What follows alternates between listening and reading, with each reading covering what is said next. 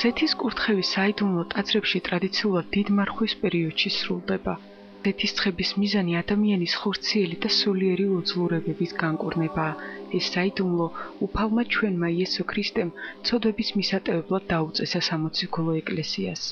შეხება 7 ზედისხებას ეს ტარდება როგორც სახლში, ისე ეკლესიაში.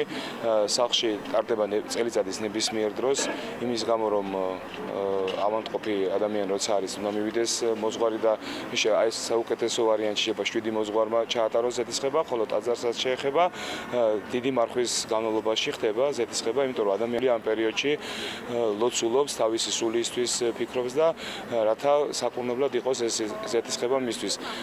თვითონ ზედისხების მიზანია ადამიანის ხორციელად განკურნება და ცოდვების მიტევება. მოციქულები აღასრულებდნენ ამ ზედისხებას და კურნავდნენ ადამიანებს. ადამიანი, რომელსაც აქვს სურვილი ზედისხების, უნდა იყოს ლოცველი, მარხველი, ამხსარებელი, მაზიარებელი და სინანულით უნდა მოვიდეს ის ტაძარში და მაშინ მიეცემა მას სულიერი და ხორციელი განკურნება. 7 ზედისხებას აქვს უდიდესი ძალა.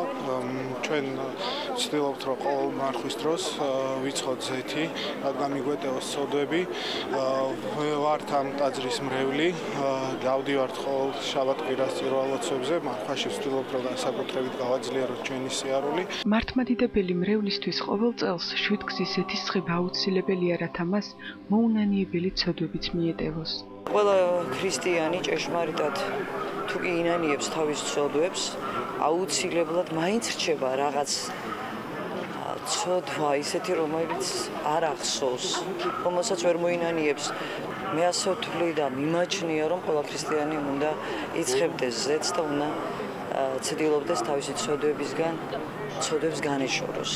უფლის აღდგომის ბრწყინვალე დღესასწაულს მართლმადიდებელი მრევლი მარხვით, ლოცვითა და სინანულით ეგებება.